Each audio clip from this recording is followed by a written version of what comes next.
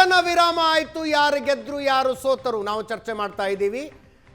ನಮ್ಮ ಜೊತೆಗೆ ಸಂಜೀವ್ ಕುಮಾರ್ ಅವರು ದೆಹಲಿಯಿಂದ ನೇರ ಸಂಪರ್ಕದಲ್ಲಿದ್ದಾರೆ. ಬ್ರೇಕ್ಗಿಂತ ಮುಂಚೆ ನಾನು ಅವ್ರನ್ನ ಕೇಳ್ತಾ ಇದ್ದೆ, ಯಾವ ಪಾತ್ರವನ್ನು ಕದನ ವಿರಾಮ ತರುವುದರಲ್ಲಿ ಪಾಕಿಸ್ತಾನ ನಿರ್ವಹಿಸ್ತೋ ಆ ಪಾತ್ರವನ್ನು ಭಾರತವು ನಿರ್ವಹಿಸಬಹುದಾಗಿತ್ತು ಅಂತ you wanted to ask something. ಅಲ್ಲ, ನನಗನ್ಸುತ್ತೆ ಅಜಿತ್, ನೋಡಿ, ಇದೊಂದು ಚರ್ಚೆಯನ್ನು 38 ದಿನಗಳಿಂದ ಈ ಚರ್ಚೆ ನಡೀತಾ ಇದೆ. ಭಾರತ ಮಧ್ಯಸ್ಥಿಕೆ ಮಾಡಬೇಕಿತ್ತು, ಭಾರತ ಮಧ್ಯಸ್ಥಿಕೆ. ನೋಡಿ, ನನಗನ್ಸುತ್ತೆ ಅಮೇರಿಕಾ ಮತ್ತು ಅದರಲ್ಲೂ ಡೊನಾಲ್ಡ್ ಟ್ರಂಪ್ ಅಧ್ಯಕ್ಷರಾಗಿರ್ತಕ್ಕಂಥ ಸಂದರ್ಭದಲ್ಲಿ ಈಗ ಬೇರೆ ಯಾವುದೋ ಒಂದು ಲೀಡರ್ಶಿಪ್ ಇತ್ತಂದರೆ ಮೀಡಿಯೇಷನ್ನು, ಟಾಕ್ಸು ಬೇರೆ ಲೆವೆಲ್ಲಲ್ಲಿ ನಡೆಯುತ್ತೆ.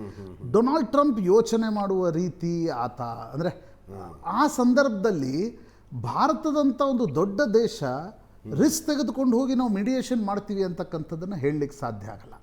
ನೀವು ಜಿಯೋ ಪಾಲಿಟಿಕ್ಸನ್ನು ಒಂದು ಸ್ವಲ್ಪ ಕೆಳಗಿಳಿಸಿ ನೋಡಿ. ಮಾಂಡವಲಿ ಮಾಡ್ತಾರಲ್ಲ, ದಲ್ಲಾಳಿತನ ಅಲ್ಲ, ಈ ಅಂಡರ್ ವರ್ಲ್ಡ್ನಲ್ಲಿ ಮಾಂಡವಲಿ ಮಾಡ್ತಾರೆ. ಮಾಂಡವಲಿ ಅನ್ನೋ ಶಬ್ದ ಇದೆ. ಯಾರು ಮಾಡ್ತಾರೆ ಅದನ್ನು? ಐದರ್ ಒಬ್ಬ ಬಿಗ್ ಪವರ್ ಮಾಡ್ತಾನೆ ಅಥವಾ ಸಣ್ಣ ಪವರ್, ದೊಡ್ಡ ಮಿನಿಸ್ಟರ್ ಒಬ್ಬ ಮಾಡ್ತಾನೆ ಅಥವಾ ಅವನು ಬೀದಿ ಬದಿಲಿರೋನು. ನೀವು ಭಾರತದಂಥ ಒಂದು ಡೆಮೊಕ್ರೆಟಿಕ್ ದೇಶದಲ್ಲಿ ನೀವು ಹೋಗಿ ಮಧ್ಯಸ್ಥಿಕೆ ಮಾಡ್ಲಿಕ್ಕೆ ಹೋದ್ರಿ ಅಂತ ತಿಳ್ಕೊಳ್ಳೋಣ. ಚೈನಾ ಭಾರತದ ಮಧ್ಯಸ್ಥಿಕೆಯಲ್ಲಿ ಯುದ್ಧ ಮುಗೀತು ಅಂತ ಮಾಡ್ಲಿಕ್ಕೆ ಬಿಡುತ್ತಾ? When China has a leverage, ಅಂದರೆ ಇರಾನ್ ಥ್ರೂ ಈ ಪ್ರಾಕ್ಸಿ ನಡೀತಾ, ಈ ಯುದ್ಧ ಯಾಕೆ ನಡೀತು? ಅಮೇರಿಕಾ ಈ ಯುದ್ಧದಲ್ಲಿ ಯಾಕೆ ಬಂತು? ದೊಡ್ಡ ತೈಲ ರಾಷ್ಟ್ರವನ್ನು ನಮ್ಮ ಕಡೆ ತೆಗೆದುಕೊಂಡ್ರೆ ನಾವು ಚೈನಾಗೆ ಇನ್ನೊಂದಿಷ್ಟು ತೊಂದರೆ ಕೊಡ್ಬೋದು ಅನ್ನುವ ಕಾರಣಕ್ಕೋಸ್ಕರ ಬಂದಿತ್ತು. ಹಾಗಿರುವಾಗ ಚೈನಾ ಇಲ್ಲ, ಭಾರತದ ಮಧ್ಯಸ್ಥಿಕೆಯಲ್ಲಿ ನಿಮ್ಮ ಯುದ್ಧ ಮುಗಿಲಿ ಅಂತ ಬಿಡುತ್ತಾ? ಪಾಕಿಸ್ತಾನ್ ಅದಕ್ಕೊಂದು ಜಿಯೋ ಪಾಲಿಟಿಕ್ಸ್ನಲ್ಲಿ ಪಾಕಿಸ್ತಾನಕ್ಕೆ ಲೊಕಸ್ಟೆಂಡ ಇಲ್ಲ. ನೋಡಿ, ಇಂಡಿಯಾ ಪಾಕಿಸ್ತಾನದ ದೃಷ್ಟಿಯಿಂದ ಪಾಕಿಸ್ತಾನ್ ಮಧ್ಯಸ್ಥಿಕೆ ವಹಿಸಿದೀವಿ ಅಂತ ಹೇಳಿರೋದು ಸ್ವಲ್ಪ ಕಳವಳನ, ಅದು ಬೇರೆ. ಅದು ಇಂಡಿಯಾ ಪಾಕಿಸ್ತಾನ್ ದೃಷ್ಟಿಯಿಂದ ನೋಡೋಣ, ಪ್ರತ್ಯೇಕದಲ್ಲಿಡೋಣ. ಗ್ಲೋಬಲಿ ನೀವಿಲ್ಲ, ಈಗ ನಾರ್ವೆ ಅಂತ ದೇಶ, ಸ್ವೀಡನ್ ಎಲ್ಲ, ನಾರ್ವೆ ಇದೆ ಅಲ್ಲ, ಅವು ಮಧ್ಯಸ್ಥಿಕೆ ವಹಿಸ್ತವೆ. ಸ್ವಿಟ್ಜರ್ಲ್ಯಾಂಡ್ ಹೋಸ್ಟ್ ಮಾಡತ್ತೆ. ಯಾಕೆ? ಅದಕ್ಕೆ ಜಿಯೋ ಪಾಲಿಟಿಕ್ಸ್ನಲ್ಲಿ ಯಾವುದೇ ಲೋಕಲ್ ಸ್ಟ್ಯಾಂಡೇ ಇಲ್ಲ. ಅವ್ರದ್ದೊಂದು ಒಪಿನಿಯನ್ ಇದೆ, ಅವ್ರು ಯಾರ್ದೋ ಮೇಲೆ ದಾಳಿ ಮಾಡ್ತಿದ್ದಾರೆ ಅಂತಕ್ಕಂಥದ್ದಿಲ್ಲ. ಜಿನಿವಾದಲ್ಲಿ ನಡೀತವೆ ಅನೇಕ ಮಾತುಕತೆಗಳು. ಹೀಗಾಗಿ ನನಗನ್ಸುತ್ತೆ ಈ ಇಡೀ ಪ್ರಿಪೋಸಿಷನ್ ಇದೆ ಅಲ್ವಾ, ಇಲ್ಲ ಭಾರತ ಮಧ್ಯಸ್ಥಿಕೆ ವಹಿಸಬೇಕು, ಅದು ಸಾಧ್ಯನೇ ಇರಲಿಲ್ಲ. ಭಾರತ ಪಾಕಿಸ್ತಾನದ ತಿಕ್ಕಾಟದ ದೃಷ್ಟಿಕೋನದಿಂದ ಹಂಗೆ ಯೋಚನೆ ಮಾಡೋದು ಕರೆಕ್ಟು. ಆದರೆ ಅಂದರೆ ನೋಡಿ, ಪಾಕಿಸ್ತಾನ್ ಮಾಡಿರೋದಕ್ಕೆ ನಾವು ಕಾಂಪಿಟೇಟಿವ್ ಆಗಿ ನಾವು ಮಾಡಬೇಕಿತ್ತು ಅನ್ನೋದು ತಪ್ಪು. ಸರ್, ಕಾಂಪಿಟೇಟಿವ್ ಆಗಿ ಅಂದ್ಬಿಟ್ಟು ಹೇಳ್ತಾ ಇಲ್ಲ ಸರ್. ಇದರಲ್ಲಿ ನಮ್ಮ ದೇಶದ ಇಂಟ್ರೆಸ್ಟ್ ಸಹ ಇಂಪ್ಯಾಕ್ಟ್ ಆಗಿದೆ ಅಲ್ಲ. ಈಗ ನಮ್ಮ ದೇಶ ಆಯಿಲ್ ಪ್ರೈಸಸ್ ಹೈಕ್ ಆಗಿದೆ ಸರ್, ಹಿಟ್ ಆಗಿದೆ ಅನ್ನುವ ಕಾರಣಕ್ಕೋಸ್ಕರ ಗ್ಯಾಸ್ ಪ್ರೈಸಸ್ ಹೈಕ್ ಆಗಿದೆ. ಅದು ಇಡೀ ಪ್ರಪಂಚಕ್ಕೆ it is again because of the Nations interest ನಾವು ಕೇಳ್ತಾ ಇರೋದು. ಮೀಡಿಯೇಷನ್ ಬಗ್ಗೆ ನಾವು ಹೇಳ್ತಾ ಇಲ್ಲ ನಿಮ್ಗೆ. ಮೀಡಿಯೇಷನ್ ಅವರು ಒಂದು ಇದು ಮಾಡಿದ್ದಾರೆ ಅಂದ್ಬಿಟ್ಟಲ್ಲ. ಮುಜಮ್ಮಲ್, ರಷ್ಯಾ ಉಕ್ರೇನ್ ನಲ್ಲಿ ಮೀಡಿಯೇಟ್ ಮಾಡಬೇಕು ಅಂತ ಯಾಕೆ ಹೇಳ್ತಿರ್ಲಿಲ್ಲ ನೀವು? ಏಕಾಏಕಿ ಅಲ್ಲಿ ಇರಾನ್ ಬಂದಿರುವ ಕಾರಣದಿಂದಾಗಿ, ಇಲ್ಲಿ ನರೇಂದ್ರ ಮೋದಿ ಇರುವ ಕಾರಣದಿಂದಾಗಿ ಮೀಡಿಯೇಟ್ ಮಾಡಬೇಕು. I have a different view on this. I have a different view on this. Let me put it across. ಸ್ವಲ್ಪ ದಿನದ ಮುಂಚೆ ಒಂದು ಗಾಜಾ ಅಲ್ಲಿ the same great man Donald Trump ಒಂದು ಬೋರ್ಡ್ ಆಫ್ ಪೀಸ್ ಅಂತ ಮಾಡಿದ್ರು. ಕರೆಕ್ಟ್. ಪಾಕಿಸ್ತಾನಿ ಪ್ರೈಮ್ ಮಿನಿಸ್ಟರ್ ಹೋಗಿದ್ದ ಅಲ್ಲಿಗೆ. ಪ್ರಾಬಬ್ಲಿ ಅಂಥ ಒಂದು ಪರಿಸ್ಥಿತಿ ಬೇರೆ ಯಾವ ಗ್ಲೋಬಲ್ ಲೀಡರ್ಗೂ ಬರಬಾರ್ದು. ಹಿಂದೆ ನಿಂತಿದ್ದಂತಹ Italian prime minister, she was awestruck. ಹೀಗೂ ಒಬ್ಬ ಪ್ರೈಮ್ ಮಿನಿಸ್ಟರ್ ಬಿಹೇವ್ ಟ್ರಂಪ್ ಕರೀತಿದ್ದಾನೆ ಮುಂದಕ್ಕೆ. Come, you want to say what you told me when I was inside. ಅಂದರೆ ನೀನು ನನ್ನ ಹೊಗಳು ಬಟ್ಟ ಆಗು ಅಂತ ಹೇಳ್ಬಿಟ್ಟು ಹೇಳ್ತಿದ್ದ. ಆ್ಯಂಡ್ ಆ ಮನುಷ್ಯ ಮಾತಾಡ್ತಿದ್ದಾನೆ. ಎಲ್ಲಿ ಇದು ನಡೆದಿದ್ದು? ಗಾಜಾ ಅಲ್ಲಿ. ಅದಕ್ಕಿಂತ ಚೂರು ಹಿಂದೆ ಹೋದರೆ the same great man Donald Trump ಏನು ಹೇಳಿದ? India is a dead economy. Yes. We are the 4th largest economy today. India is a dead economy. My question is, why should we go? ಅಷ್ಟೊಂದೆಲ್ಲ ಮನುಷ್ಯ ಹೇಳಾದ್ಮೇಲೂ ಕೂಡ ನಮ್ಮ development ನಿಂತಿದೆಯಾ? Pakistan had a necessity to go.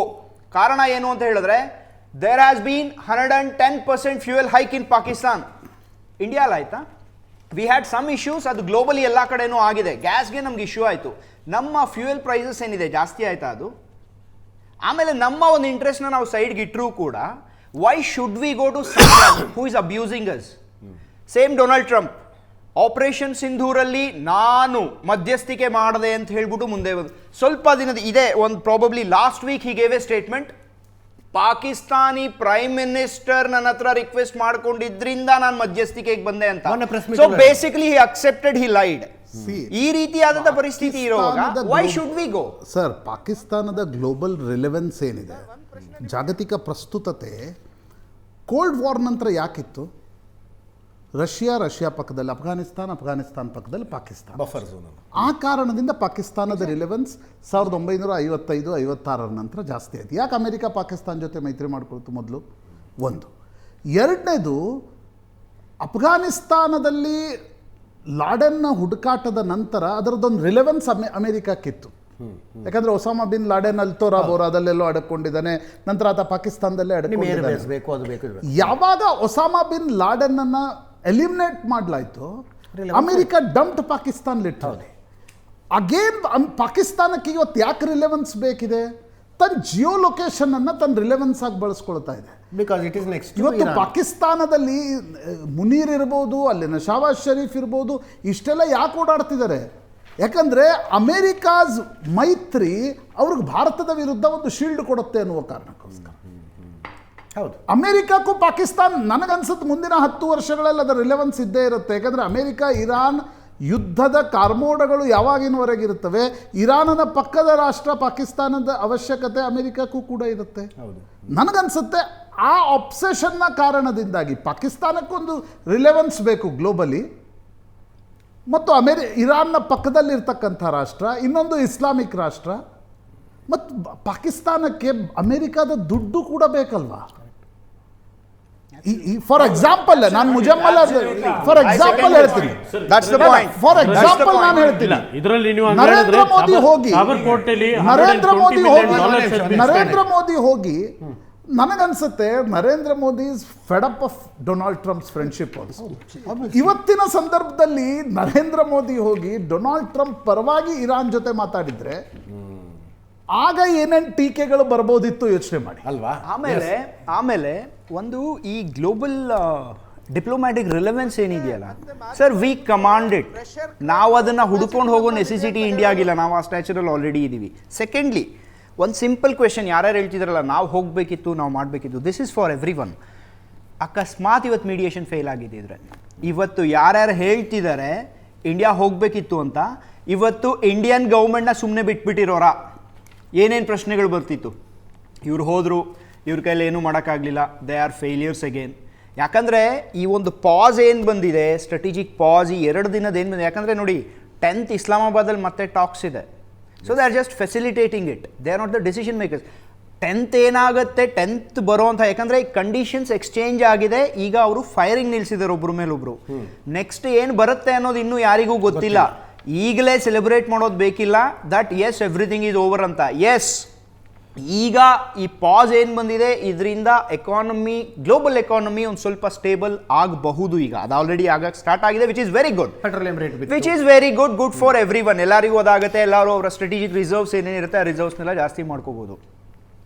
But ಯಾವ ರೀತಿ ನೀವು ಅಮೆರಿಕಾನ ನಂಬ್ತೀರಾ next ಅವ್ರೇನು ಮಾಡಲ್ಲ ಅಂತ? ಯಾಕಂದರೆ it is that pot is still boiling, ಅದು ಇನ್ನೂ ತಣ್ಣಗಾಗಿಲ್ಲ, ತಣ್ಣಗೆ ಆಗೋದು ಇಲ್ಲ. ಲೆಟ್ ಮಿ ಟೆಲ್ ಯು, ತಣ್ಣಗೆ ಆಗಬೇಕಿದ್ದಿದ್ರೆ ಲಾಸ್ಟ್ ಜೂನಲ್ಲಿ ಅಟ್ಯಾಕ್ ಆಯಿತು, ಈಗ ಮತ್ತೆ ಇದು ಅಟ್ಯಾಕ್ ಆಗೋ ನೆಸೆಸಿಟಿನೇ ಇರ್ತಿರ್ಲಿಲ್ಲ.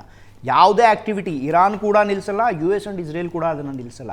ಆ ಒಂದು ಪಾಟ್ ಏನಿರುತ್ತಲ್ಲ ಅದು ಕುದೀತಾನೆ ಇರುತ್ತೆ ಯಾವಾಗ್ಲೂ. ಸೊ ಪರಿಸ್ಥಿತಿ ಈಗಿರುವಾಗ too premature to say that as everything is settled and Pakistan has done it.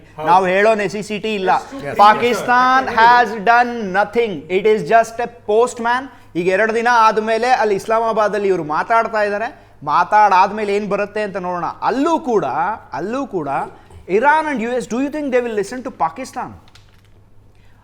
Two losers of the world are standing together. But they may not listen to Pakistan. But ಪಾಕಿಸ್ತಾನದ ಈ ಹೊಸ access ಏನಾಗಿದೆ ಅಲ್ವಾ, ಹೌದು, ಇದು ಭಾರತಕ್ಕೆ yes, I accept it. ಆ ಒಂದು ಈ ಪಾಯಿಂಟ್ ಇದೆಯಲ್ಲ, I totally India accept it. ಪಾಕಿಸ್ತಾನದ ದೃಷ್ಟಿಯಿಂದ ಯೋಚನೆ ಮಾಡಿದಾಗ ಈ ಆಕ್ಸೆಸ್ ಏನಿದೆ ಸ್ವಲ್ಪ ಕಳವಳವನ್ನು. Sir, that's okay. ಯಾಕಂದ್ರೆ ಇಸ್ರೇಲ್ ಅಮೆರಿಕನ್ ಆಕ್ಸೆಸ್ ಏನಿತ್ತು ಅದು ಇರಾನ್ನ ಇವತ್ತು ಸೋಲ್ಸಕ್ಕಾಗಿಲ್ಲ. Iran is still holding on. ಸೋಲ್ಸಕ್ಕಾಗಲ್ಲ, ಬಟ್ ಲಿವರೇಜ್ ಆಗಿ ಪಾಕಿಸ್ತಾನ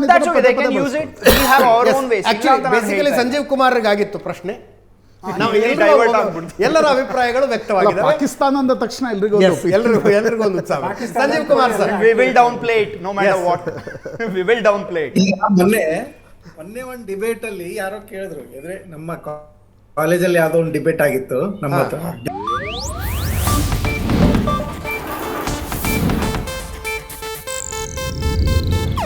ಇದು ಏಷ್ಯಾನೆಟ್ ನ್ಯೂಸ್ ನೆಟ್ವರ್ಕ್ ಪ್ರಸ್ತುತಿ.